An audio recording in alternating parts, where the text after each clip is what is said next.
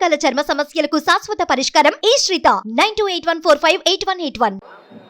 ఓం అరుణాచలేశ్వరాయ నమః. ఇసుక వేస్తే రాలనంత మంది భక్తజనం అరుణాచలం పైన కనిపిస్తున్నారండి. ఎంత సుందరంగా ఉందో తెలుసా? ఆ పరమేశ్వరుని దర్శించుకునేందుకు ఒక్కొక్కరు వీళ్ళూరుతూ ఉన్నారు. ఒక్కసారి ఆలయం గురించి చెప్పాలండి. ఖచ్చితంగా ఎంత దేదీప్యమానంగా వెలిగిపోతుందో తెలుసా? చూడ్డానికి నిజంగా రెండు కళ్ళు సరిపోవట్లేదు. ఒకసారి ఎలా స్మరించుకుని వెళ్తున్నారో చూడండి. వీళ్ళంతా కూడా దర్శనం ముగించుకుని వస్తున్న వాళ్ళు.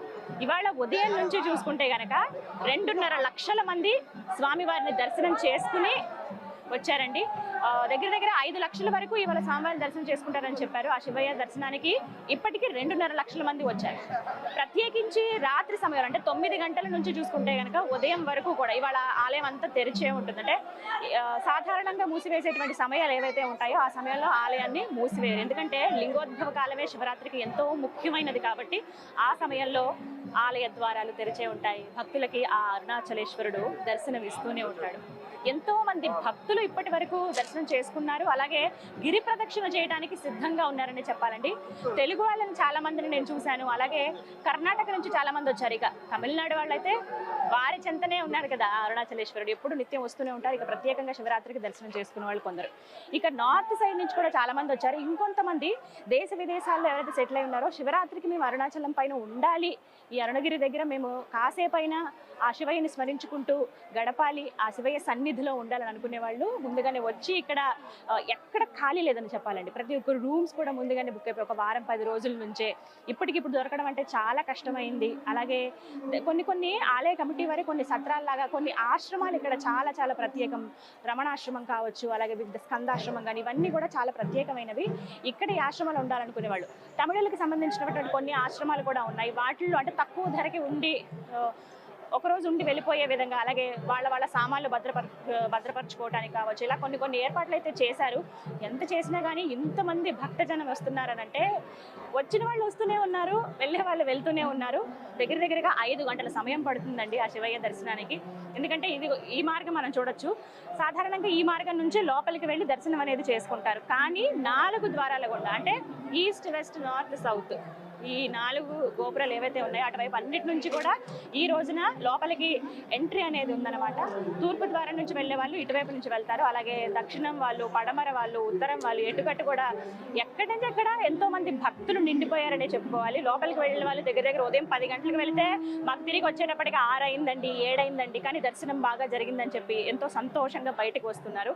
అలా కొంతమంది భక్తులు వచ్చారు.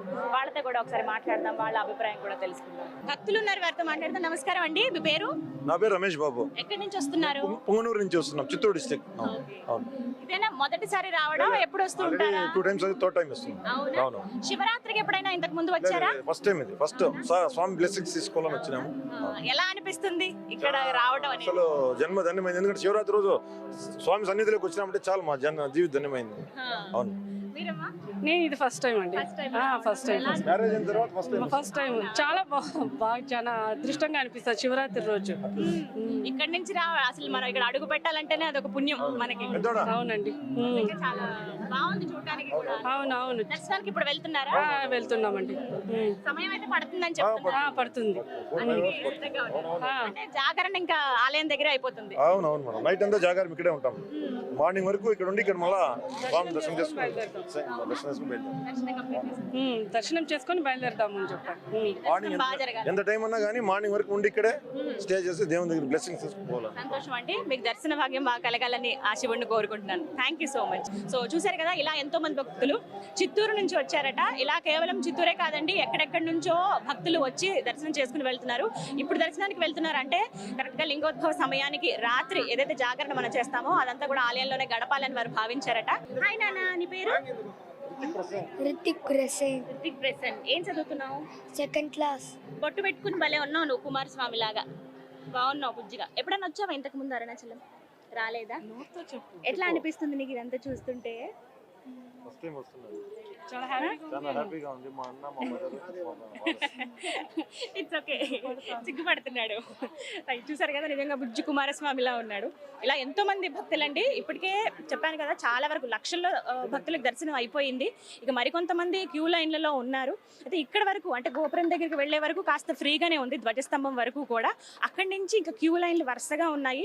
అయితే లోపల కూడా ఆలయ కమిటీ వారు వివిధ ఏర్పాట్లు చేశారు భక్తులందరికీ కూడా సౌకర్యార్థం. ఎక్కడికక్కడ మజ్జిగ ఇవ్వడం, ఎందుకంటే మామూలుగానే ఈ ప్రాంతం అంతా కూడా చాలా వేడిగా ఉంటుంది. ఆ స్వామి అగ్నిలింగేశ్వరుడు, ఈ ప్రాంతం అంతా కూడా ఆ వేడి అనేది తెలుస్తుంది. సమ్మర్ స్టార్ట్ అయిపోయినట్టే, ఎప్పుడైతే శివరాత్రి వస్తుందో ఆ తర్వాత నుంచి చలి కూడా శివ అనుకుంటూ వెళ్ళిపోతుందని అంటారు కదా, అదే విధంగా చలి వెళ్ళిపోయింది, ఆ వేడి కూడా వచ్చేసింది. వచ్చిన వాళ్ళు చాలా అంటే ఎగ్జాస్ట్ అవ్వకుండా భక్తుల సౌకర్యార్థం మధ్యలో మజ్జిగని అందించారు భక్తులకి. అలాగే ఎక్కడికక్కడ మంచినీళ్ళు, చల్లని మంచినీరు అందించడం కానీ, వాళ్ళకి ఏమైనా తీర్థ ప్రసాదాలు వెంటనే అందించి బయటికి పంపడం కానీ ఇవన్నీ చేశారు. అలాగే ఇవన్నీ కూడా స్వచ్ఛందంగా కొంతమంది వివిధ ప్రదేశాల నుంచి వచ్చిన వాళ్ళు, హైదరాబాద్ ఎల్బీ నగర్ నుంచి వచ్చిన వాళ్ళేమో మజ్జిగని అందించారు. అలాగే ఇంకొకరు ఆశ్రమాల తరపు నుంచి ప్రసాదాలు ఇవ్వటం కావచ్చు. ఇలా ఒక్కొక్కరు తమ వంతుగా అంటే స్వామివారి దర్శనం కోసం ఎవరైతే వస్తున్నారో ఆ భక్తులకు సేవ చేసుకుంటే ఆ స్వామికి చేసినట్టే కదా.